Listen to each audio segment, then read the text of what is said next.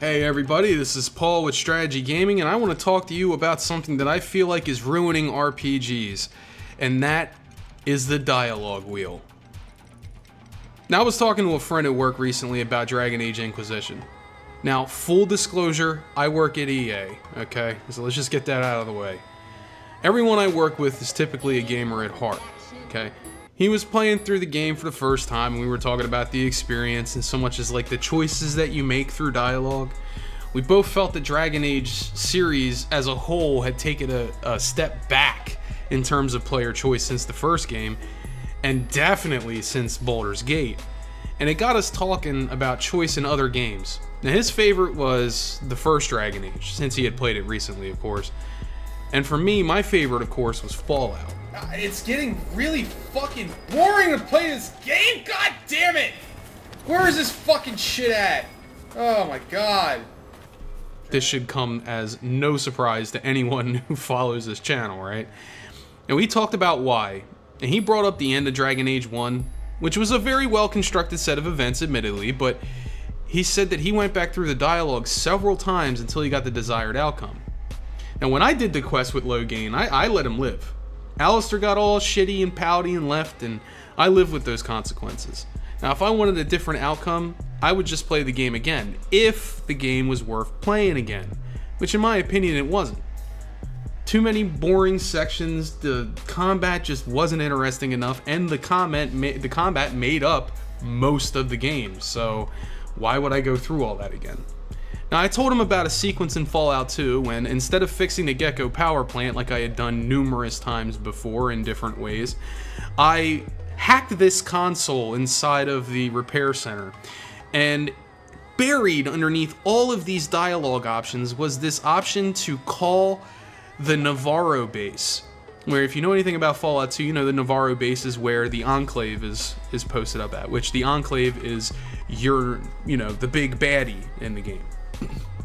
So I called Navarro, and this soldier answered, and he was asking me how I got this number and who am I and where am I from. So I trolled him. I made fun of him. I pissed the guy off. And you know what he did? He called in an airstrike on the fucking power plant and blew the whole goddamn thing up. Now listen, that's cool. Now, he told me it sounded cool and all, but he would probably reload his old save in order to keep that from happening. And I just didn't understand that. I thought that was awesome.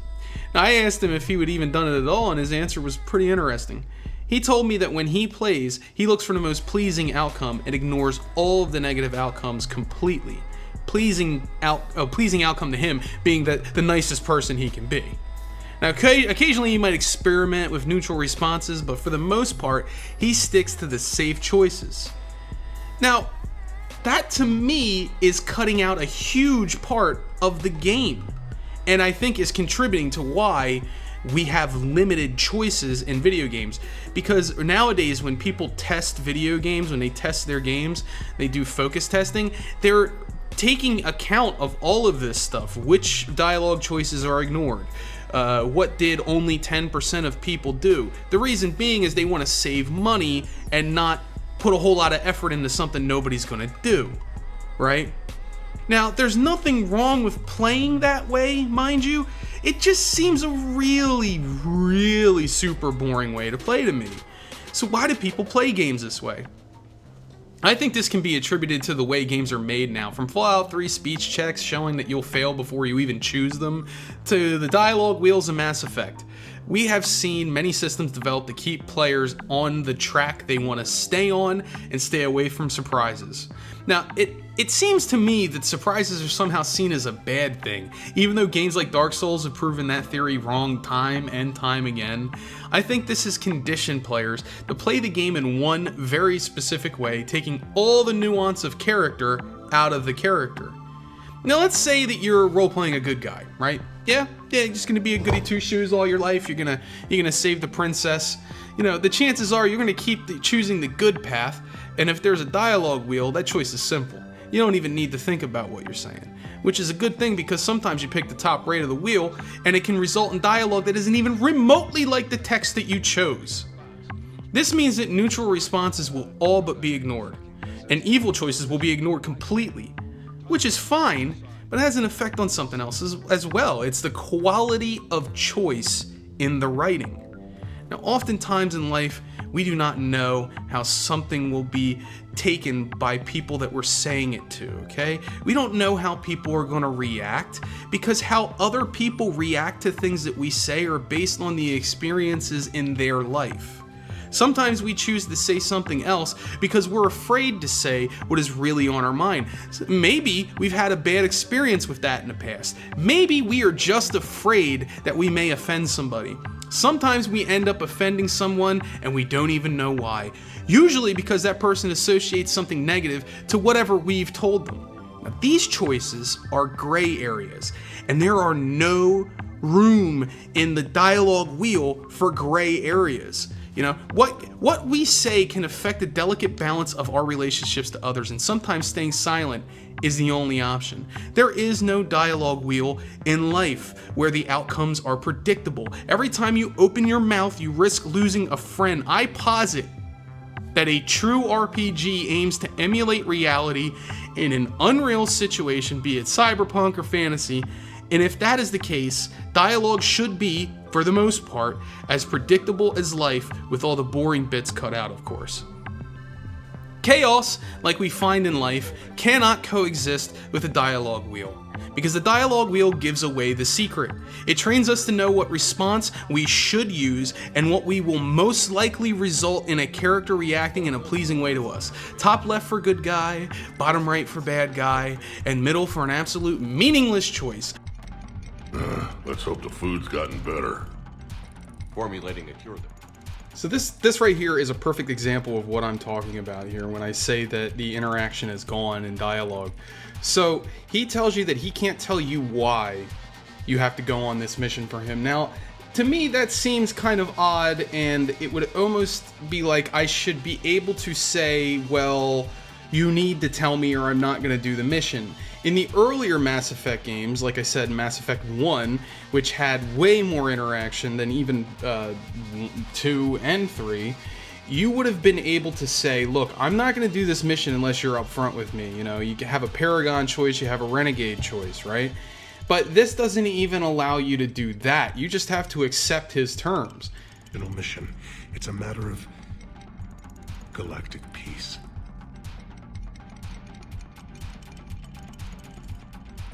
I'll do what I can. And then later, when you press him on it by asking him questions, he just repeats what he said before, I can't tell you. And instead of you being able to choose whether or not you get mad or not, or if you just say, you know, it's cool, Shepard just does it anyway. Your men that crashed on Tuchanka, how many are there? A platoon. You said their mission was a matter of galactic peace. Why? I'm sorry, Commander. As I said, it's highly classified. Look, if you want me to put my ass on the line, I need answers. I can't tell you. Please understand.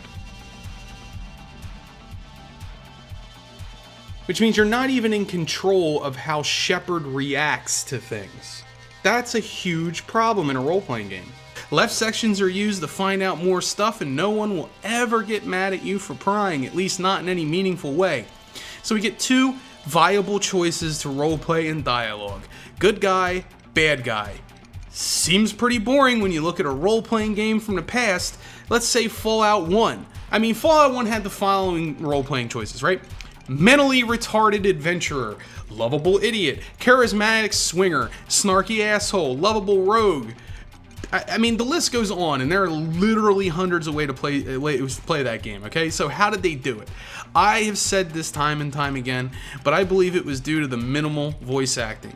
See, Fallout was able to make a puzzle game out of the dialogue with hidden speech checks and fail states that were logical, but hidden well enough that you needed to think them through. Because they didn't have to voice every single line, the writer was then able to write dialogue that stretched normally and was paced well without having to think of things like budget. Imagine a game where strength mattered in dialogue, where intimidating someone was based on how much more intimidating you looked than the other guy. What about outsmarting someone simply because you found some info the other person didn't know about, and were intelligent enough to use it against them to stop their plans. I mean, take the final confrontation to peaceful resolution with the Master in Fallout 1 for a great example of that. What about charming the pants off of someone, or using logic or perception to make a determination of the character of a person? And through several carefully made choices in the dialogue tree, you can psychotherapy a man down off the ledge of a bad decision. A Fallout had all of this and much more. It came from the gray area of interpersonal relationships, the experience of never truly knowing how someone would react to something you've said. That unpredictability in Fallout came from those hidden speech checks and had me searching for the right thing to say, sometimes reading over the dialogue 3 or 4 times before deciding on what to say. And I almost always came to that decision based on what I knew of the NPC already and the world he or she lived in. You know, a dialogue wheel takes all of that choice away. You don't even know what the character will say before you make a choice. And sometimes it doesn't even matter what choice you make. I've seen it where I'll say the same thing, right? I'll say the top choice, the middle choice, or the bottom choice. And all 3 times, the person I'm talking to will react the same way. And do you know why? Because in order for them to react differently to those 3 choices, they would have had to voice the lines. I mean, Dragon Age Inquisition has this all over the place, and it's a little ridiculous. So I guess the question is, in reality, how is that role-playing? After all, role-playing is defined as the act of performance or a particular role, either consciously or unconsciously, in accordance with the perceived expectations of society with regard to a person's behavior in a particular context. Alright, that's a fucking mouthful. But basically, it's you playing the role of a particular character, reacting to things in a natural way to things that are happening around you, right? Based on the expectations of society or whatever. By that definition, a game like Dragon Age Inquisition is only an RPG. What? RPG. Okay! In the strictest sense of the word. The only reason we must define what an RPG is because the term has been stretched out so far that it no longer represents its meaning any further than a system of numbers and stats that are upgradable. Stats and skills are only one part of a whole and do not make up the experience of an RPG. I think the developers need to keep this in mind, that certain tools are developed for specific reasons. The Dialog Wheel was developed for Mass Effect, which was a third-person shooter RPG. It was an action game that, you know, it was developed for players who didn't care about dialogue, okay? And wanted to play the game like an action game, and they could simply just hold the controller up and to the right, spamming the action key until the dialogue was over. This works very well for a shooter where people don't typically care about dialogue, but in a game where RPG elements are emphasized over action, a dialogue wheel is a very bad choice. Always use the right tool for the right job. Alright, well, thank you for watching this video, and if you like what you saw here, please make sure to subscribe and hit that like button, and tell me what you liked in the comment section below. As always, drop me a line and let me know what you'd like to see next. And as always, this is Strat-Edgy saying, peace out. As long as I lotion my face. Yay, lotion for everyone. Yay, shiny faces for everyone. Spread that Jergens. Spread the Jergens. Ashy skin will die.